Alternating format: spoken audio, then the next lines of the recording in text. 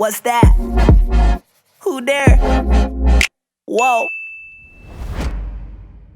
I love this part of the show. If you've ever listened to My First Million, this is inspired by that, by Nice. Sam Parr and John Pori. So basically, what's one idea that if Immi was gone tomorrow and you couldn't just rebuild in this space, what's one idea that excites you enough to potentially explore it for starting a new business?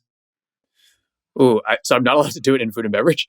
You can do it in food and beverage, but just okay. not like a Got instant it. ramen replacement. I've got all the knowledge. Gosh, well, so I feel like it is kind of similar because Immi at the end of the day will probably, most food brands become like holding companies in certain ways because they have like multiple products in their portfolio. But I have noticed that there are a few examples. So general concept is like a holding company for better for you brands. Kind of goes back to that theme we were talking about of like, look, the world's already moving in this direction. If you can have like a holding company that maybe isn't like a single brand that has multiple products in the portfolio, but it's literally like a holding company of different categoried brands. There's a few that are already doing this, like Human Co., which was started by the old founder of Hue Chocolate. Forward Foods, which was I think is like a former Pattern Brands employee.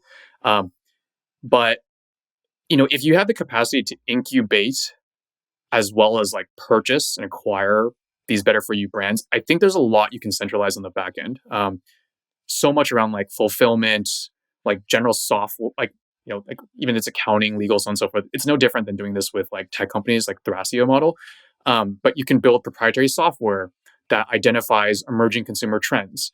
You could look at like SPINS data. You could acquire like Whole Foods, Erewhon data to look for low-hanging, sleepy categories, like we mentioned. And you can like either incubate or purchase those brands outright and then start to improve gross margins across the entire portfolio. I think like the reason this is appealing is because my co-founder and I, having come from that mobile gaming industry, a mobile gaming company is really a holding company. You're basically trying to like rapidly test and like de-risk these individual games, and then you pump marketing dollars into growing them once they work. There is actually a company in China right now called Genki Forest. They are supposedly like the next Coca-Cola. The founder used to run this like super famous gaming company, and he sold it and he became a VC. And then he was like, wait a second, I see this opportunity in in food and bev. So he started this brand called Genki Forest. They sell like these low calorie, low sugar drinks. Some of them are like 0 calorie. They just use erythritol.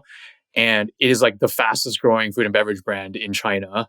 Sequoia China, like Warburg Pincus, they're all investors. And he literally takes this like mobile gaming mindset of like de-risk, like fund, de-risk, iterate, experiment, use data, and then like use digital marketing to basically game all these products to the number one, like to the top of the list for all the like online Chinese shopping websites. I think on like China has this like special holiday called Singles Day. It's like the number one holiday of the year. And like he got Genki Force to be like the number 3 product out of all the products in China. Like it beat out like Coca-Cola, Pepsi. And so it's a very appealing model because it works, right? It's a kind of a proven, tried and true model. And I think this can definitely be done with better for you brands. And I'm sure that's why like Human Co. and all these holding companies now exist. So what's the biggest barrier? And usually we just like riff for a few minutes on the idea and then we can wrap it. But what's the biggest barrier to starting that? Is it just having the capital initially to acquire the first brand? And if it's not capital, it's some sort of synergistic relationship where you can offer something to that first brand? Or what do you think is the biggest barrier? It depends if you're incubating yourself or if you're straight out acquiring. I think for the acquisition, it's not so much the capital. I think capital is free flowing right now. To me, it's probably, it is identifying like the right category and then the right product within that category. You had asked a few questions around like, okay, well, what are the value props that appeal to customers? In the food and beverage world, it's like value props is definitely some of it. Branding is another important thing where, when I came from the tech industry, same as K-Chan, we didn't really think about branding. Like, sure, there were product marketers, but in CPG and consumer goods, it's so important. The positioning, like your brand house, the way you have like an emotional roll up of the brand, like all this stuff does matter. And it's why, you know, people like, there's a book called, I'm going on a tangent here. I think it's interesting though. Like, Start with Why is this book by Simon Sinek about like how every leader has to start with why. And he uses this example where if you ever talk to like an Apple fanboy or fangirl, they will always like, they love the products and they'll rave to you. Be like, oh my God, like the tech specs are amazing. The UI, UX is amazing. But really, like Apple products are not necessarily better than other brands. In fact, like sometimes they're even worse. And like somehow they've logically rationalized in their heads, and they use like their neocortex to basically like that's like the data logic portion of the brain, and they're like, oh yeah, it's because of XYZ like tech specs. But really, they reverse justify off the they brand. reverse justify, but really it's the limbic system, which is like your feeling part of your brain, that has already justified why you love a certain product. And like Apple's great at this because all their campaigns are like, think different. It's like, it's cool, right? It's like these silhouettes that are dancing with like AirPods, and so you feel like you are a different person, or you're like cool, or you're unique, or you're a creator by buying their products, and then you rationalize and over justify using other mechanisms. So all that stuff feeds into branding, and I think for consumer products, that is ultra important. Whereas for like tech, it maybe doesn't matter that much. It's just like, does it work or not? So going back to that question is like, have people deconstructed what a good brand is? I don't think so. I don't know if it's like quantifiable in that regard just yet. So I think like holding companies have to consider, like Circle Up they were a CPG company that was trying to do this. They were a tech-enabled CPG company. Or sorry, not tech-enabled. They were a tech company that was trying to build proprietary software to analyze like CPG and understand which ones were breakout successes.